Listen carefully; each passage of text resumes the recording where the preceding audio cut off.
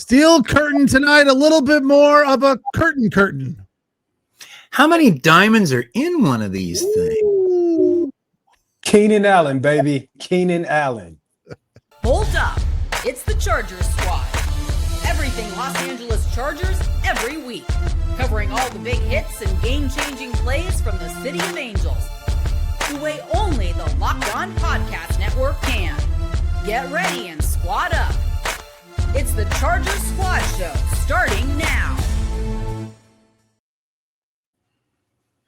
Well, hello and welcome to the Locked On Chargers Squad Show on the Locked On Chargers YouTube channel. After a Sunday night football victory for the LA Chargers, now 7-3, 25-10. Pete Fox covering sports in LA, dating back to 2007 for ESPN LA and NBC Sports Radio, where I worked with Jim Daniels, and he's been around since the early 2000s covering sports in LA. And KENJON BARNER, 10 years in the league, 3 rings. Today, this episode of the Locked On Chargers Squad Show is brought to you by FanDuel. Right now, new customers can bet $5, and if that bet wins, you'll get $300 in bonus bets to use across the app. Well,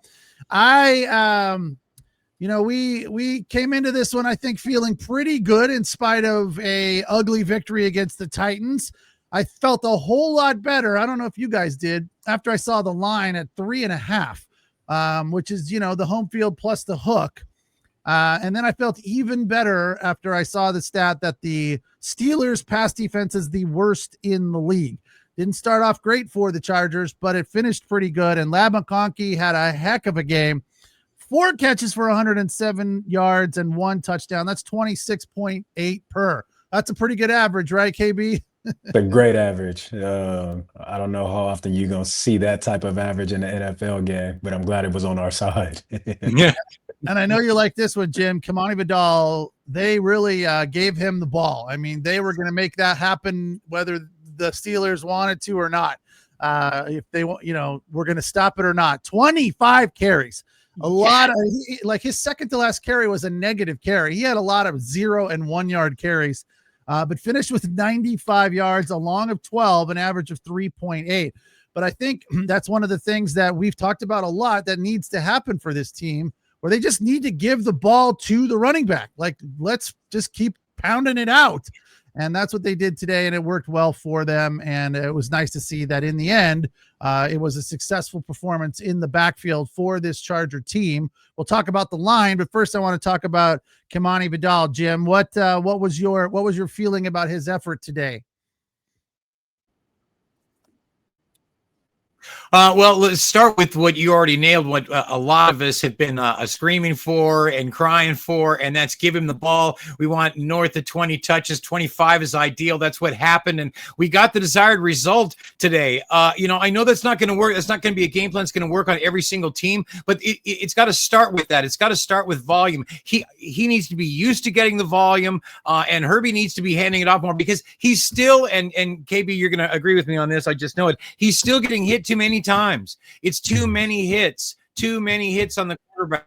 We cannot let him get hit that many times. I mean, I know I've been a proponent of him taking off and galloping because he's a big guy and stuff like that.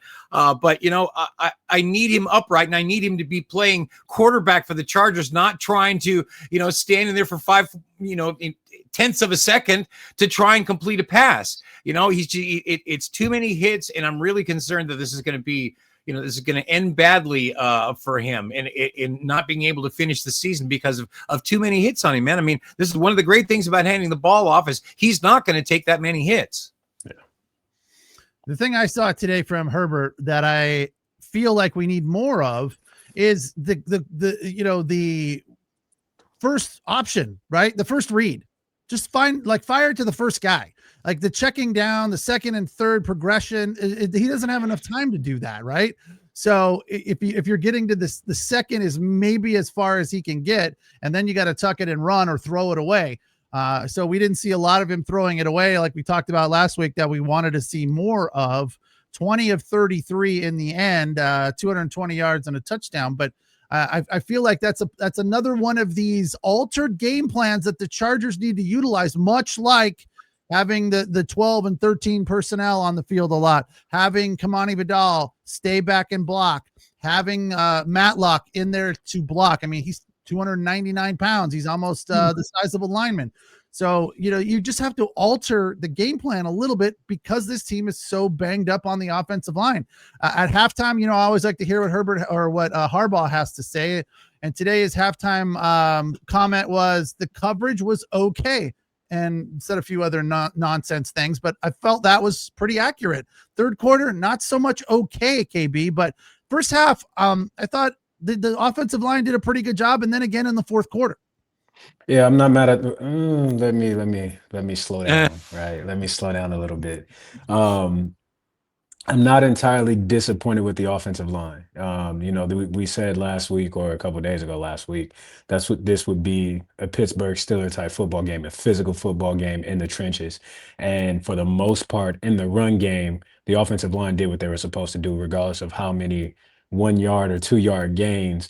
When it came time to really knuckle up and drop, they did that, and we got the job done. Didn't protect as well as we need to. Herbert took a lot of hits tonight, had some scary moments, especially with that knee where got his leg got caught, kind of hyperextended a little bit. Then, he gets up from a play and he was limping a little bit. But Herbie's a dog, and if he can play through, he's gonna play through. But I'm not entirely disappointed with the offensive line for what we have and where we're at. I'm not too mad about the performance on tonight. Yeah, they were okay, and I think that's all you can ask for against a physical team like this. Okay in a win, which is a great, especially against that defensive front, because the Pittsburgh Steelers do have some guys over there that can rush the passer. Yeah, look, the biggest part of this game was the defense. I mean, they made Aaron Rodgers look older than he is, and he's old. He did look old. He was slow and just kind of like it seemed like he was frustrated and didn't really care. And Collinsworth was talking about when he was getting flushed out of the pocket, he had open looks, but wasn't taking advantage of those opportunities and kind of was wasting those opportunities, which I thought was kind of interesting. But it seemed like there was a lot of errant passes. So you have to give the Charger defense credit for just getting after it. I mean, they were really having a heck of a game defensively. And the guy to me that was like really just laying the wood was Denzel Perryman. That was more early on. He was bringing the heat, man, and finished today with just 3 tackles, 2 solo, but really had a big impact, as did Deion Henley, 6 total, 5 solo. So all in all, when you look at this this win from a defensive perspective, Jim, was it about the game plan? Was it about Sunday Night Football? The Chargers have been very good in prime time. What do you think went into the motivation or the performance tonight on the defensive side of the ball? Thule. Yeah. Get enough, man. And the game plan was to get after this guy who cannot get out of his own way. I know that I want to pile on Rodgers more than normal, so I'll try and dial it back just a little bit. But I mean, that it's a weakness of the team and of his, and so the quicker you get to him, the faster you make him make decisions, the more likely he is to throw the INT. And by the end of the game, he did it. Yeah. There were some errant passes. The Chargers took advantage of that. I thought that was nice to see. They did a very good job stopping the run, which is always key to their performance on, in victories. 14 carries, 70 yards for Jaylen Warren, 73 total for them. That's a really solid performance. But, all in all, it was just, there was a ton of energy on the defensive line. And I thought, RJ Pickens is his new nickname now, played well. He's another guy that we like. Khalil Mack with the sack. That's where you got to start right there. Right. So good. What was your read on his day today? Because coming back from the injury, he wasn't the Khalil Mack we're used to seeing. Today it was more of that. I won't even say that because he's been effective, right? Just today, he was able to get off and do some things that he hasn't been able to do since he's been back. He's been able to get to the quarterback. We was able to create pressures and make those big splash plays, starting with the safety that he got on Rodgers. It's Khalil Mack. You know, this is what you expect him. I don't care how many games he has up under his belt. I don't care how long he's been playing. I don't care what his age is. Khalil Mack is a Hall of Famer right now while he's playing. So anytime you can have him on the field and have him at peak performance, this is the type of performance that you're going to get from him. Yeah, when the Chargers and Steelers both came out and went 3 and out on the first 2 drives, and then the Chargers had a bad punt, and that turned into like 59-yard field goal. I thought that was a win for them. Then they get the sack to make it 3-2 in a game that we knew was going to be defensive. For them to come and show up on that side of the ball, I was like, okay, you know, this is what we need right now. We can't let the Steelers get out in front because it would potentially be challenging for the Chargers to come back in that situation and, you know, have to outscore them. But in this sort of, you know, down in the dirt dog sort of, you know, who's the doggiest dog out there kind of a game, I thought the Chargers had some of that. And, you know, again, with a banged up offensive line, they did a fairly nice job. And there is a question I have for you as a running back. I want to talk X's and O's for a second before we go to the break. KB. I got one for KB too. Okay. So there was one play where I saw Matlock. They were lined up in the eye, Matlock, and then Kamani, right? And it's clearly a running play. Matlock swings out to the left and lines up on the tackle, right? And just blocks him nice, like squares him up. And Kamani Vidal, if he bounces it to the outside, he's got room to run, but he just takes it right up the middle. Now, is that for the running back? Did he miss that, or he just didn't see it, or that's not what he was thinking on that play? Because to me, it seemed like a missed opportunity. Look, he took advantage of some of those up the middle, but those up the middle plays, which we always get frustrated with because you're running right into the defensive line.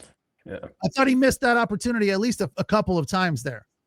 It could have been some missed opportunities. I mean, they ran some power, you know, and so anytime you're running a power play, you're thinking A to B gap, one of those two. You barely think that it's going to get outside of that. But there are some instances where, as a runner, you have to feel bouncing the ball is a feel thing. It's not something that you're necessarily going to see. You're going to feel the end collapsing. You're going to feel either the tackle or the tight end or whoever it is out there getting to that outside edge. It's a feel thing. So for Kamani, maybe he just didn't feel it. Maybe he did miss it, or maybe he just wasn't looking for it at all. Those are all very high possibilities, but it's definitely left some meat on the bone. Yeah, well, that's what you know, that's part of this sort of new game plan I feel like they have to have is using these fullbacks, you know, kind of power eye football, which is not that is not their game. But with let me pile on with another running back question here, if you don't mind, real quick, Pete. This is about the Steelers, about the other guys, but I mean, why are they forging ahead without a running back? I mean, they let Najee Harris go. Jaylen Warren was there last year. I mean, Kenneth Gainwell is certainly not his replacement. What did he have? 2 carries for maybe 2 yards or something like that? I mean, he's not even getting the ball. Why are the Steelers abandoning the run? Yeah, Caleb Johnson. Oh, yeah. I don't listen. This is not a good offensive Pittsburgh Steelers team all the way around. You have one viable option in DK Metcalf. You've seen drops all over the place from other receivers, but I won't look past Jaylen Warren because I did like what I seen from him at the running back spot. I seen some burst. I seen some agility, you know, especially with the hurdle. I seen him being able to run through tackles and fall forward. So I think it's, again, we've kind of talked about it. We have talked about it a lot with the Chargers. It's a matter of giving your back the ball. Like it can appear, I mean, we could say that it appeared as if Greg Roman was abandoning who we've known him to be, a run first guy, downhill, get the ground game going. It's a matter of putting the ball in your running back's hand. And I think tonight, especially on the night where Jaylen Warren averaged 5 yards a carry, he probably should have had 20 to 25 carries, if you're asking me. But when you have a guy like Aaron Rodgers, right, a Hall of Famer, you know, you're going to put the ball in his hands and hope that he can make some magic happen like he typically does. It just didn't work today. I agree with this point from BC. That was boring. Okay. Yeah, I agree. It was, but was it boring? I thought it was some, maybe I look at the game from a different lens, you know. It's one of those things like styles make fights, you know. Do you like pitchers duels? Some people do, right? Yeah. I don't have a problem with the pitchers duel, but in this particular, this game was like, it was ugly early on, you know. It was, I don't know if you watched that. I'm sure you did, KB. The first half was ugly, period. Ugly. It was like a wrestling match, not football. Did you watch that Oregon game, KB? Yes, I did. Okay. I absolutely did. That game was just terrible, right? I was like, and not because they were playing badly. Well, they were. It's because of the weather. It was like, I was like, look, I was moderately interested in them because the Trojans got them coming up after Iowa. You know, so, but it was like, I went away and then I came back because I'm like, this is interesting because it's so different. I mean, with the weather and the water and everyone, like passes are flying, the punter, the center can't get the ball to the punter. It was just throw it out the window and like make the best. And that's kind of what football. I felt like. I kind of felt like that a little bit tonight to start this game. Like they couldn't really find any offensive rhythm at all. It was just kind of ugly. Was anybody else screaming at the TV when we were kicking that field goal in the middle of the field? Like, what are you doing? You're giving the ball right back to them at the 45-yard line. They almost ran it down our nose too. Like I was screaming at the TV. What are you doing? Well, you know, it's Dicker, right? Whenever he misses. Yeah, and what happened? Donk. Yeah, stoink. Third down for the Steelers was a disaster. They were 0-9 at one point. That is a tip of the cap to the Charger defense. They finished today 2 of 11. Chargers 6 of 17. Chargers 1 for 1 on fourth down. The one time the Steelers went for it on fourth down in the red zone, fantastic play from Cam Hart there to break it up. And again, that was one of those passes where Aaron Rodgers was like, I'm just throwing this over there, whether I think it's a good look or not. And it wasn't. And that worked out to the Chargers' benefit. Time of possession, 37-22 for the Chargers. That is a huge lopsided discrepancy in favor. 8 of 55 yards for penalties. That's okay. It's not terrible. Steelers were a little better, 4 of 29. And in the red zone, this is something that I think we are maybe getting a little too comfortable with, that they are starting to be more effective in the red zone, 2 of 3 today. So up and down the stat sheet, no turnovers. They caused 3, 2 picks. All in all, there's not much to complain about except for one thing, which I will do.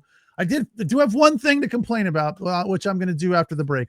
It is the Locked On Chargers squad show on the Locked On Chargers YouTube channel. LA now 7-3, 4-2 at home after the 25-10 win.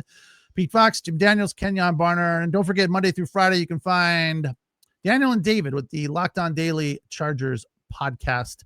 An in-depth look of what's going on in the Charger universe.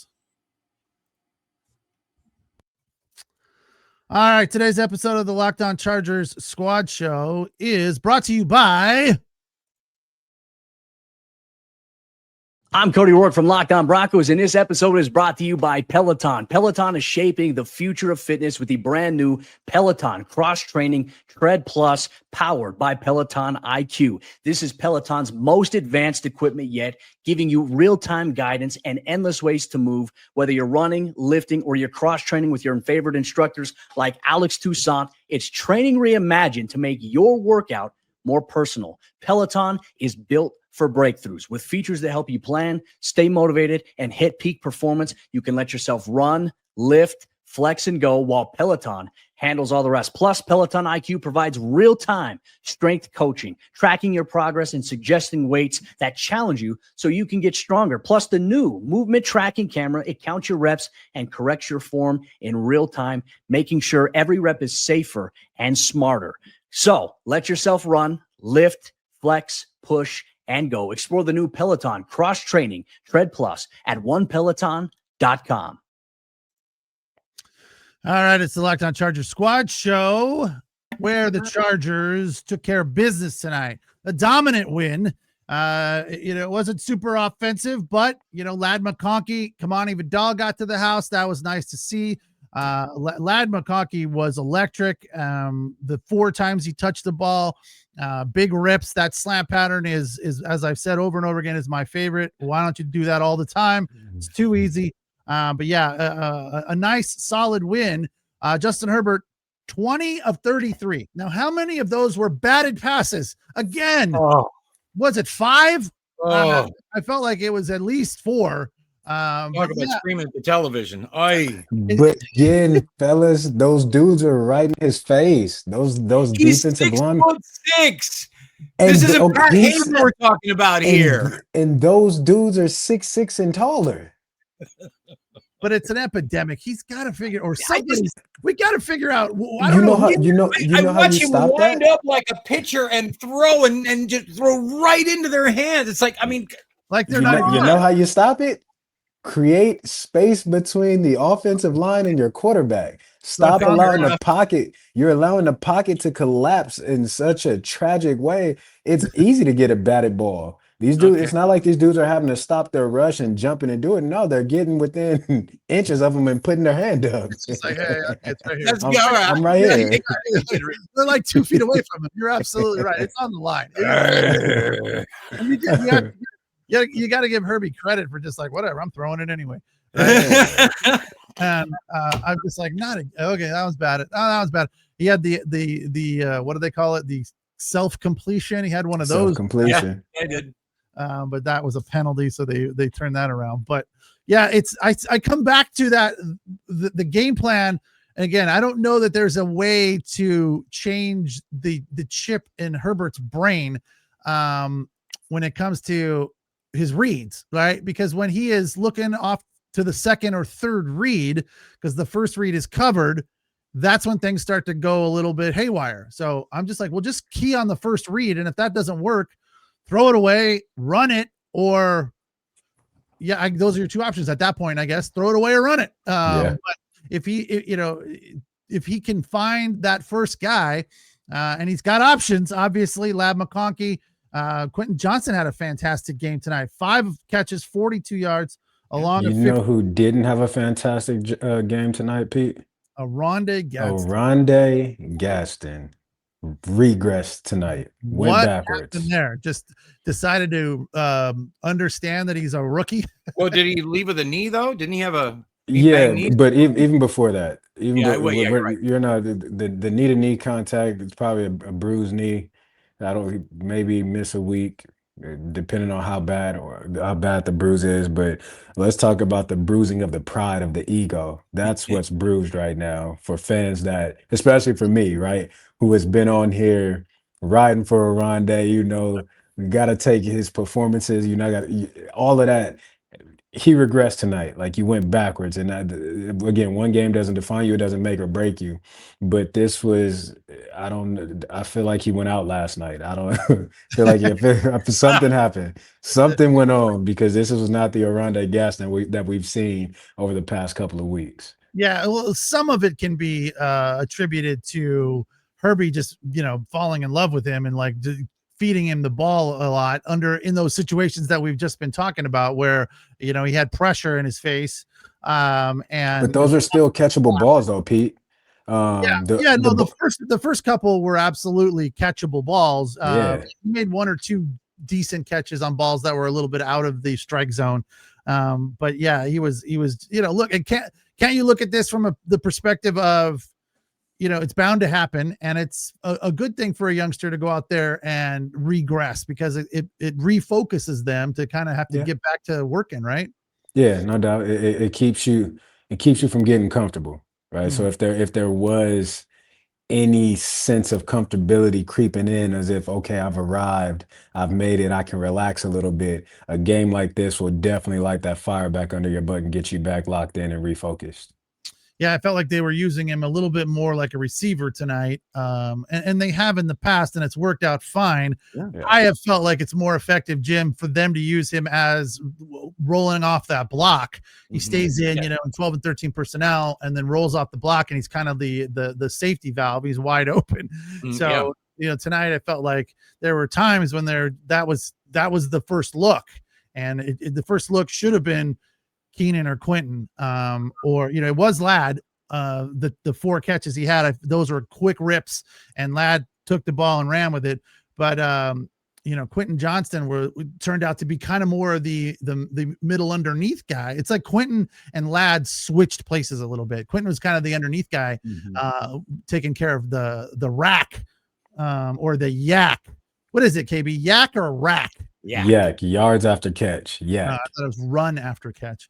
But anyway, yeah, he had more of those yards today, and Keenan Allen was just being Keenan Allen. But again, when you look at this game, KB, don't you think that this was just not the game plan? This was not designed to be a aerial attack game. From the way that you kind of just took my thoughts right out of my head, because as you started mentioning Quentin, I'm like, when was the last time he took the top off the defense? Because that's what we've been accustomed to seeing from him. Yeah. And so based on the play calling and where balls went, it didn't appear as if they wanted an air raid offense today. It didn't seem like we wanted to go bombs over Baghdad. It seems like we wanted to make those intermediate to short passes. And that could be right because of the offensive line. It could be we want to make things shorter, simpler to get the ball out of Herbie's hands as fast as we can. And I think he was getting the ball out of his hands at like 2.2 seconds was the fastest he's been getting the ball out of his hand in his career. So I do believe the game plan was adjusted to fit what's available in front of Herbert. Jim, I know you talked about it early in the show that you feel like there's too many hands getting on Herbie.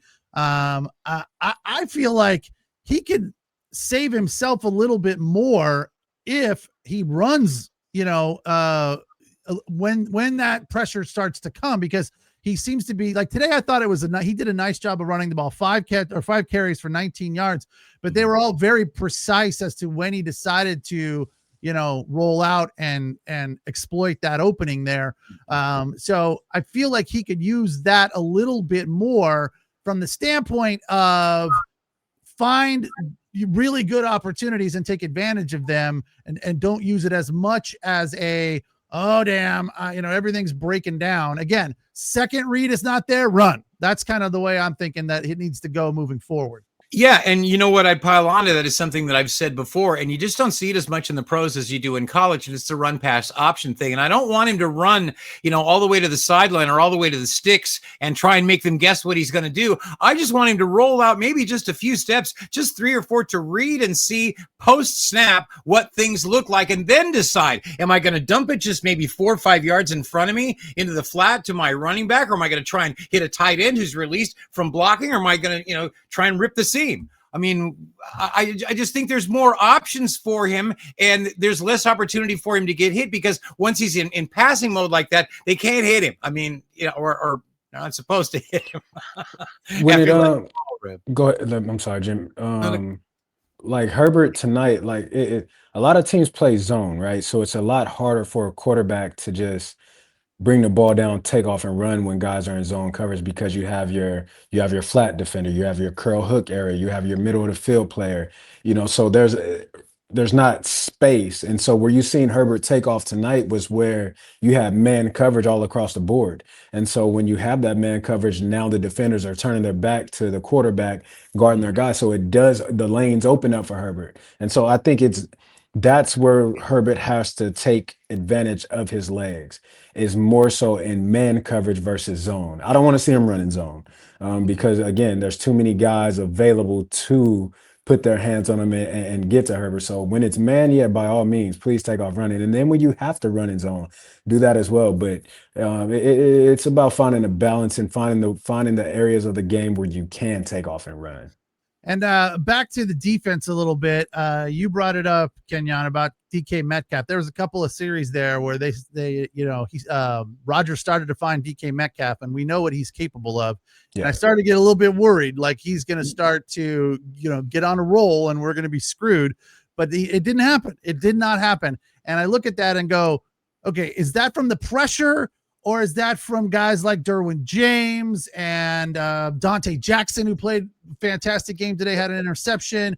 Was that the coverage on DK Metcalf that made his night really, really tough? Yeah, so DK was in bracket coverage a lot today, meaning that you had your corner and man playing outside leverage.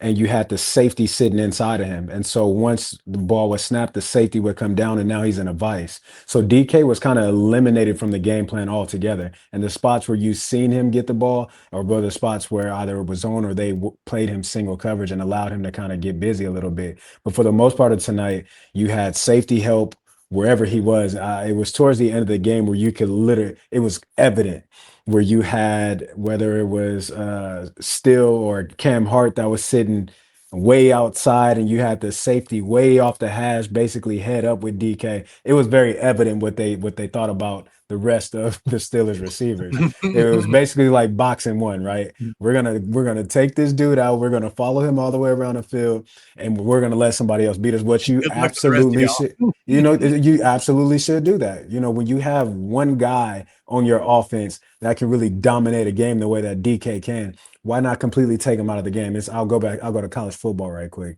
I don't understand why teams don't do that with Jeremiah. They more so have Jeremiah Smith out there in Ohio State. When you have a guy of that caliber of talent, you have to eliminate him and let somebody else beat you. And that's just what the Chargers did with DK tonight. Yeah, Jim, that play from Nico Reed late in the third quarter, that was fantastic. And I appreciated that Collinsworth broke it down the way that he did, because the pass was a little underthrown, but it was a nice play from Nico Reed to read it and turn his head around, because a lot of times these guys don't turn their head around, and then they get flagged, right? So that was good to see. I mean, we've liked him since the spring, since the preseason. So it's good to see that he's out there getting good reps. So a good game from him all in all, but he had no tackles.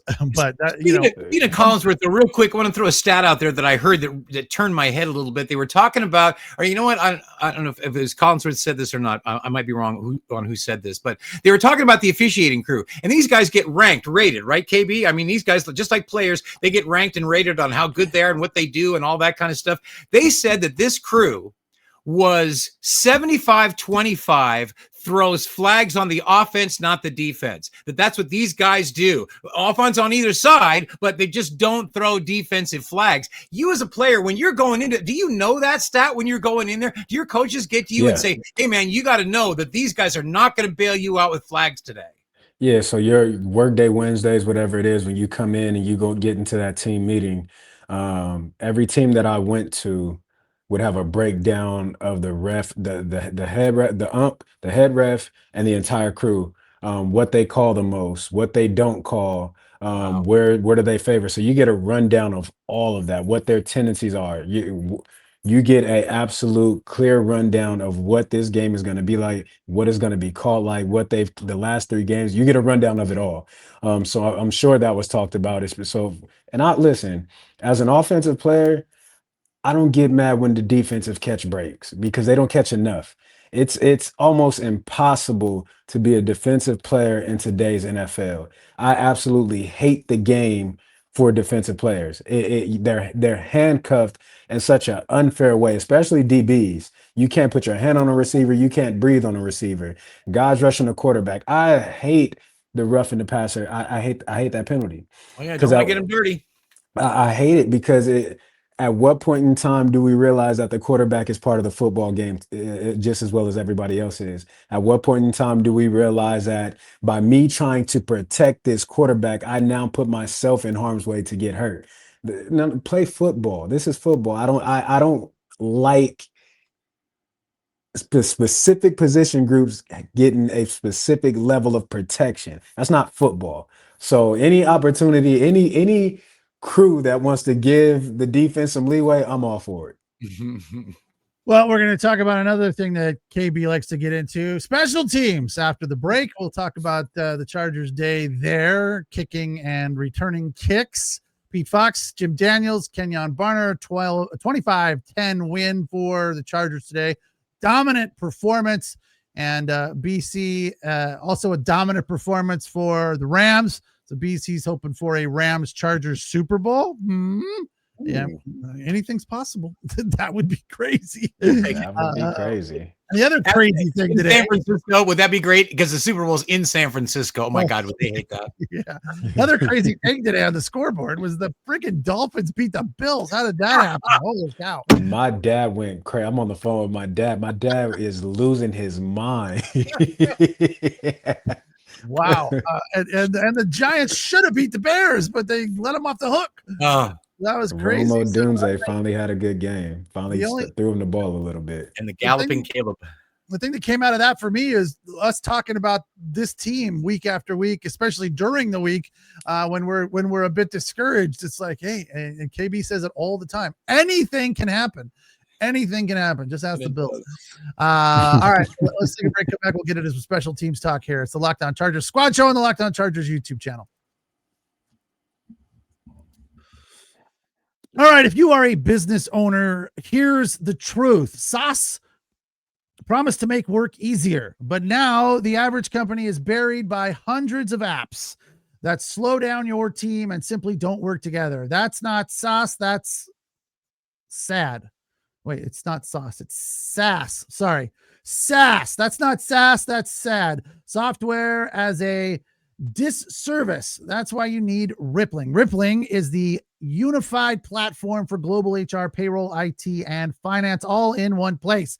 They've helped millions of businesses replace a mess of disconnected tools with one system designed to give leaders clarity, speed, and control. By uniting your employees, teams, and departments in one system, Rippling removes the bottlenecks, busy work, and silos your software has created. Right now, you can get 6 months free when you go to rippling.com/lockedonnfl. Learn more at rippling.com/lockedonnfl. That's rippling.com/lockedonnfl for 6 months free. Terms and conditions apply. So Chargers dominated today, 25-10. I was hoping for a no touchdown game because they had gone like 9 quarters without allowing a touchdown, but Steelers figured out how to score one late in the fourth when the game was out of reach. From a kicking perspective, of course, Cameron Dicker, 3 of 4. It means he's missed 2 this year. I don't know if we should be worried. I'm not. He hit the upright, so it was fine. It was from 55 yards. 50-yarder, yeah. You know, I know it's kind of short-ish for him, but he had one from 59 and another one from 55. So solid day from him. Not too much to complain about there. J.K. Scott still a little bit all over the place. And Trayvon Williams returning kicks. 2 kicks for 51 yards, a long of 26. Darius Davis, 1 for 25. I feel like Darius Davis is pretty consistent. That's about what we get from him every week. What do you think of Trayvon Williams today, Kenyon? I at first I didn't know who that was back there. I just seen the number 38, and I said, "Okay, I like the number." But I think they're still trying to figure out who they want back there. I don't think they've been comfortable with anybody, including Darius. I don't think they're comfortable with him back there. I think they're trying to find out who's the guy at that spot. We've seen Tarheeb Still back there. We've seen Haskins back there. We've seen Darius back there. We've seen a plethora of guys. But I like the physicality that he ran with, the urgency, getting upfield. He seems like a one-cut guy, not going to dance around, and he's not afraid of contact. So I'm not mad at it. What about Josh Harris, Jim? You've been critical of the long snapper of the Chargers. Yeah, you know, I've been critical of the entire kicking game, really, to be completely honest. No, you know, I just think it's when it comes to the kicking game, and I'm talking specifically of the place kicking game, not the punting game for just a moment, but the place kicking game. I don't like the decision to even kick the ball right before halftime. I don't like that. I mean, it was a yard and a half. I think they were calling it 4th and 2, but it was a short 2. I mean, look, if you don't get it, what's the worst thing that happens? You give them the ball right there. Well, you just missed the field goal and you gave them the ball in practically the same spot anyway. So, I mean, in this age where we go for it on 4th down more than ever before, more than I can ever remember, you know, everybody going for it on 4th down, you know, that was a mistake. I mean, you're too close to midfield to give the ball to somebody like Rodgers, who is, you know, all he needs is that one little second, that one little slip, that one little guy to turn his head, and he's still strong enough with the arm to deliver the ball and get it where he needs to more often than not. And they're lucky to not have a touchdown scored on them right to close the first half because of that bad decision on kicking the ball when they should have gone for it. So, you know, I would like to see him go for it a little bit more on 4th down and not fall in love with the fact that they got somebody they think can nail it from 70 if they need to. Kenyon, is it crazy to think that J.K. Scott kind of experiences some of the same stuff that Justin Herbert experiences with the line, the pocket collapsing in on him, and he's got to punt it like quicker than normal? Because that's what it felt like on that first one. Again, that was early in the game after a couple of 3-and-outs, and the Chargers forced that 59-yard field goal, but that felt like a win. So that bad punt there didn't affect him, but that's what it looked like to me, that he just didn't have a whole lot of time there. Listen, punt protection is one of the hardest things to do, and a lot of guys don't want to do it. Especially at the wing spot. You're blocking defensive ends, you're blocking guys that you should never have to block, and it's usually running backs or smaller guys at that spot. But punt protection is not the easiest thing in the world to do. So for those guys that get out there and do it, at times it can make the punter very uncomfortable. They were talking to Derwin James before the game about the amount of Steeler fans and terrible towels in the crowd, and it feels like it's a regularity. It doesn't matter who's on the other sideline; their fans are going to show up at SoFi. Yeah. And I thought Derwin James' response was kind of interesting. Doesn't matter to me, man. We're just going to go out and play football. Yeah. So that is definitely echoing the sentiments of Jim Harbaugh. Rodney Harrison was like, I hated that when I was a player. But Derwin James was like, hey, whatever, man. We're going to go out and do our thing. And I thought that was cool. Just the attitude. And it has to be because they're used to it, right, Jim? I mean, isn't that the philosophy? Yeah. They're just so this is not new to us, Rodney. Yeah, thanks for letting me chime in on this too, because I've had to sit and endure this as a fan myself. And you know what? We get sick and tired of that stuff too as a fan. But as players, I think over time they learn, and they have to tell the new guys when they get here, hey, look, man, this is LA. This is Hollywood. This is Malibu. This is a destination city all by itself. And all these little football fans figured out all by themselves, hey, we can go to Hollywood and Disneyland on the same weekend that we go see the Bears. And so you get everybody making their vacation plans to come out here and root for their punk ass football team. So we got to put up with that stuff. I hate it, but it's who we are. This is the destination we are, and it comes with the turf. Yeah, absolutely. We talked critically, or I did, about Bud Dupree recently. I thought today he played much better. He did. As did Jamari Caldwell. What did you think of those two guys today, KB? I was happy with what I seen from him. I was happy to see Bud. Listen, I like effort. I like energy, and it was good to see Bud have some effort, have some energy, have some emotion, have some excitement about him. Getting in and supporting and rushing. So I was happy with what I seen from Bud tonight. It was definitely a step in the right direction. Now, can you continue to build on it? Can you continue to get better? Can you continue to get better and show up and do the things that you guys did? And it was great having Hand back in the lineup as well. Yeah, for sure. Again, the defensive performance today, fantastic. Yeah. Worst performance of the season for Aaron Rodgers. And he's pretty much, even though he's senior citizen, he is having a good season, right? So you can't, as we've said, we're not fans of the guy, but you can't really criticize his performance. He's been playing pretty well and has this Pittsburgh Steelers team competitive. So with a not a flashy offensive lineup, from the running backs to the receivers, as we've said, DK Metcalf's pretty much it.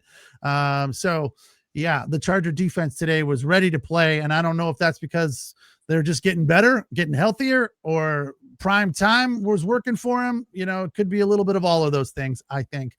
We'll take our final break. We'll come back and we'll look forward to what is happening next week, and wrap it up with final look at some of the numbers and whatnot. It's the Locked On Chargers Squad Show on the Locked On Chargers YouTube channel. Tonight's episode of the Locked On Chargers Squad Show brought to you by FanDuel. For people like BC who thought this was a boring game, it would have been a lot less boring if you got in on some of the action on FanDuel. Of course, the NFL season is rolling along. NBA is back, and there's no better place to get in on the action than with FanDuel, official sports betting partner of the NBA. Even if you missed the start of the game or want to ride the hot hand, FanDuel has live bets on everything from who will score next 2 fourth quarter comebacks. And this is a really cool feature too. If you find a live bet that you like, you can combine it with a same game parlay for a shot at bigger payouts. But be careful with those same game parlays, because you hit one, you think it's easy, and you start to get a little too enamored of it. So make sure you keep every game exciting, especially when your team's making a late push. Right now, FanDuel is giving new customers $300 in bonus bets when your first $5 bet wins. So head to FanDuel.com to sign up and play your game with FanDuel, the official sports betting partner of the NBA.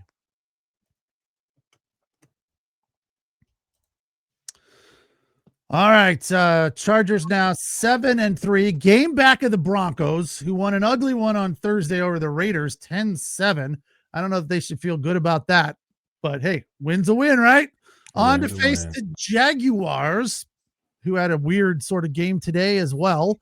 We'll face them in Jacksonville Sunday, 10 a.m. our time.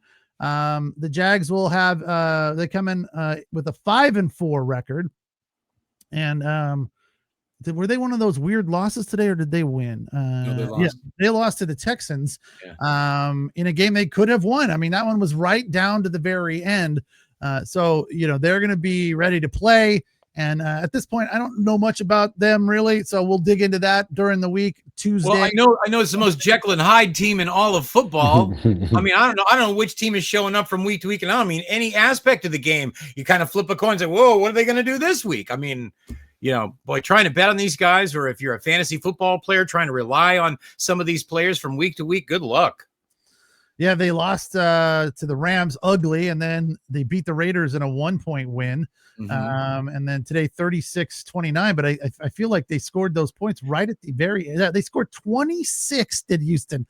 Who gives up 26 in the fourth quarter, Kenyon? Out their quarterback. Somebody who wants to lose their job. In high school, if you did that, you'd be running laps on Monday or Tuesday. Are you running laps if you give up 26 in the fourth? Listen, your next week at practice should be hell. I remember playing in Philadelphia. We weren't the greatest, right? But we went out and we lost a game that we weren't supposed to have. We weren't supposed to lose. This is in the middle of winter in Philadelphia. Chip Kelly was our head coach. We came back for practice that we were outside the entire week, and it was like 10 degrees. It was 10 degrees, and we're outside. I'm like, bro, what is the point? We lost, but come on now. Come on. Well, Trevor Lawrence is, as you said, Jeff, he's a question mark, all the time. I think, I don't want to say a disappointment, but I think people have expected more from him at this point of his career, and he just hasn't quite gotten there on a regular basis. 13 of 23 today, 158 yards, 1 touchdown, 1 interception. So if we can get more of that, I mean, it could be another big day for the Chargers, and they could come away with a nice, comfortable win and keep putting that pressure on the Denver Broncos. There's we're about halfway through this season, right? So there's still a long way to go. There's a lot on the table for everybody, not just the Chargers, but now they've won 3 in a row. And, look, I feel like this is a confidence building win, right? It's not one of those wins like last week when everyone was like, well, it's ugly, but today was ugly, but the Chargers played well and did what they needed to do to win this game. So you come away from this one feeling like it was never really in doubt. They did what they needed to do. Herbert's numbers weren't great, but he threw for 220.